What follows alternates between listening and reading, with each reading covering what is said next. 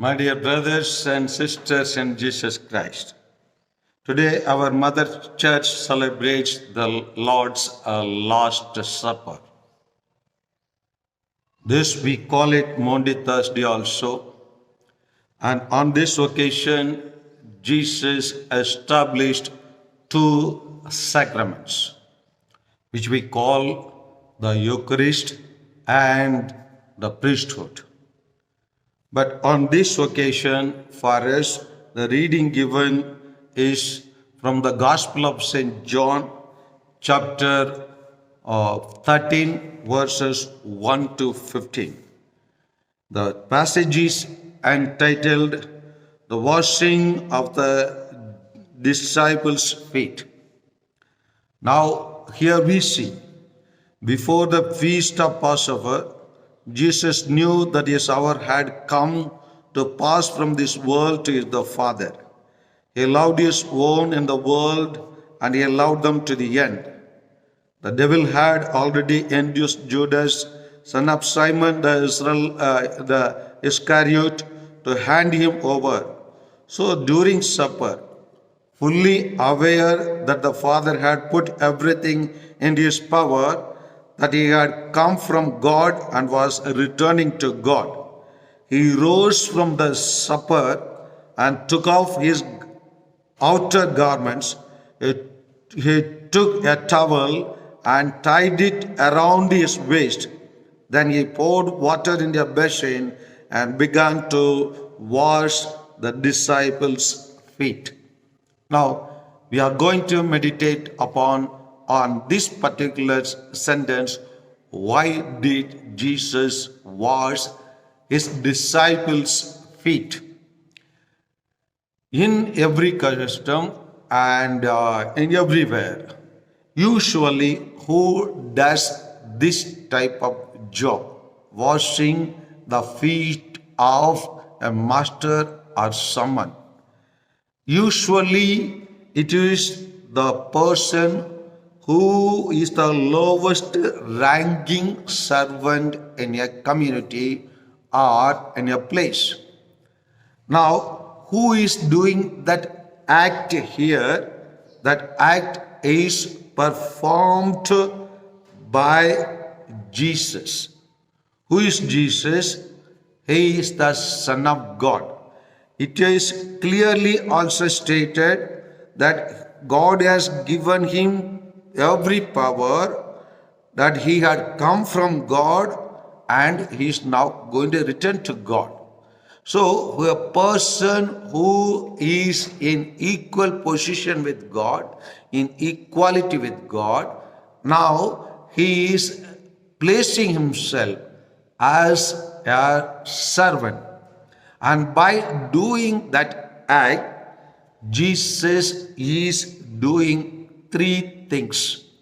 He does surrender, he does service, and he does self-sacrifice.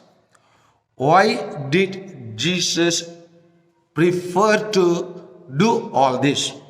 Because when we see that when Jesus is doing this act, he comes to Simon Peter, according verse 6, who said to him, Master, are you going to wash my feet?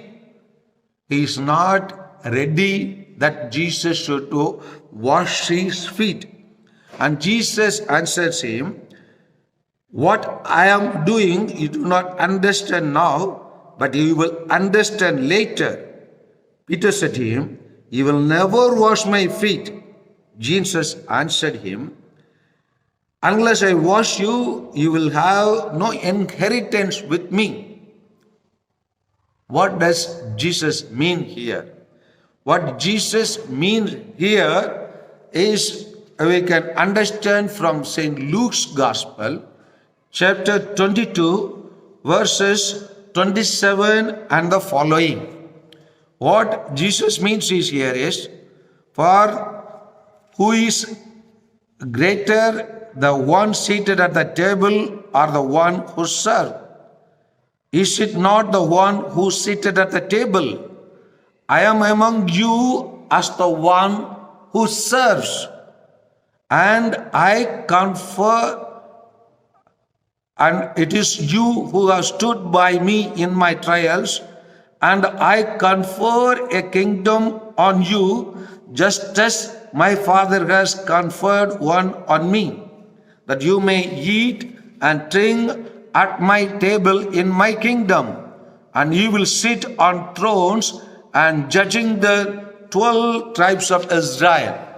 Therefore, Jesus is meaning to him, unless I wash, you will have no inheritance with me. This is what one who wants to follow Jesus, one who dedicates at the service of Jesus, will inherit. He will inherit kingdom.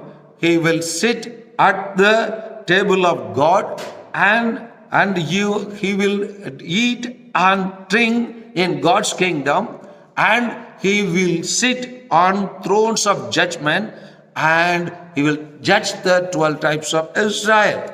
And therefore, these things are very clear. And therefore, Peter is not ready to give up that inheritance of the kingdom. Therefore, immediately he says, Master, then not only my feet, but my hands and head as well. And we see again further various arguments going on. But in verse 12 we see, so when he had washed their feet and put his garment bags and reclined at table, and he said to them, Jesus saying to his disciples, do you realize that what I have done for you? You call me teacher and master, and rightly so, for indeed I am. Jesus is accepting the titles, or the disciples call him in whatever way. He is accepting them as master, as teacher. But he is further saying, if I therefore, the master and teacher, have washed your feet, you ought to wash one another's feet. Why?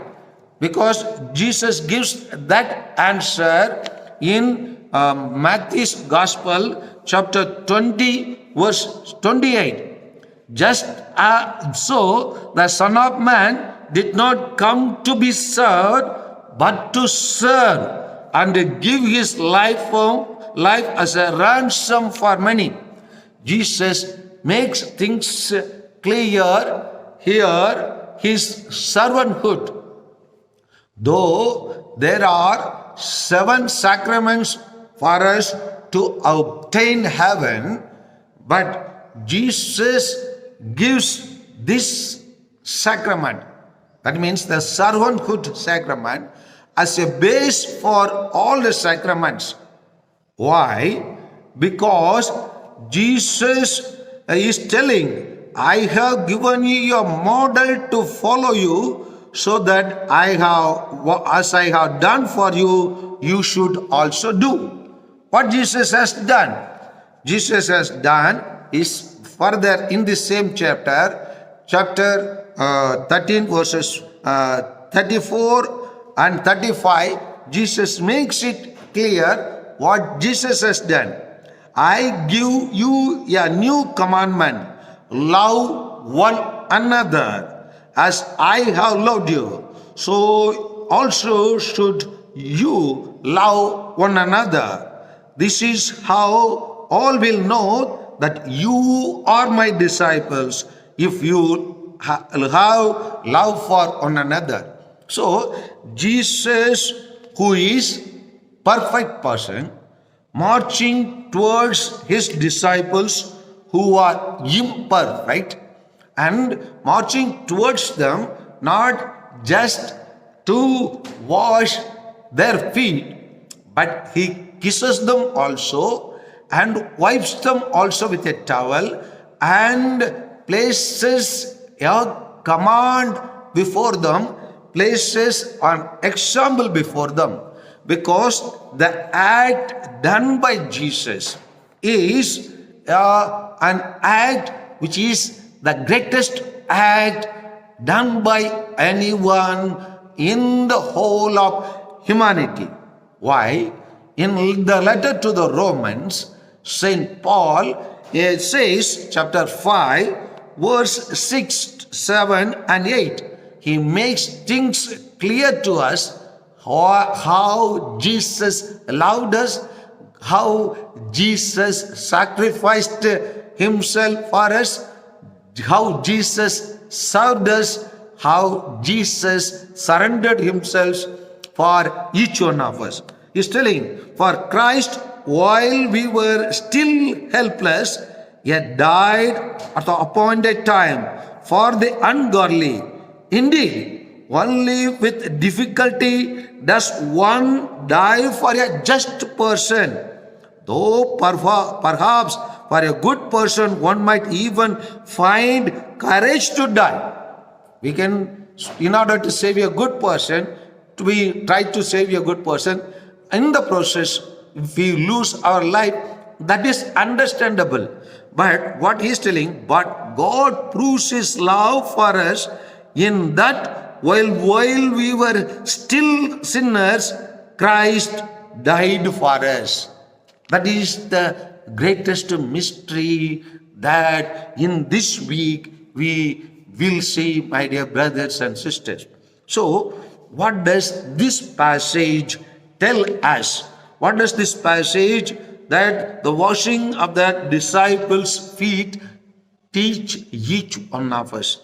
My dear brothers and sisters, Jesus wants every Christian, whoever addresses himself as a Christian, whoever is baptized as a Christian, whoever thinks that he belongs to Christ, whoever thinks that I want to follow Christ, I want to do the exact things that Jesus did while he was on this earth. If you and I are coming in this particular category of following Christ, you and I have, my dear brothers and sisters, first have to surrender ourselves. We have to live our life as a life of service. We have to give our life as a self-sacrifice. When we do this, we live all the sacraments perfectly. We become servant in order to follow Jesus Christ. Though on this day, it would have been very nice to meditate upon the Eucharist. It would have been very nice to meditate upon priesthood. But the basis for Eucharist, the basis for priesthood, the basis for all the sacraments, it is the servanthood of Christ. We every day in our staff room, along with our staffs, we say a prayer and we conclude, God the Father teaches to love as Christ loves us. Teach us to care as Christ cares. Teach us to serve as Christ serves. Yes, my dear brothers and sisters, we all are Christians. Whoever does good to the humanity, whoever wants to serve the humanity, has to model himself on the life of Jesus, who modeled himself, who put himself on the cross as a servant, as a man who did service to humanity, as a man who totally sacrificed himself on the cross. And therefore, when we want to follow Jesus, we have to follow Jesus, who was perfect and marched towards imperfect humanity. And we who are imperfect, we need to march towards perfect Christ. Amen.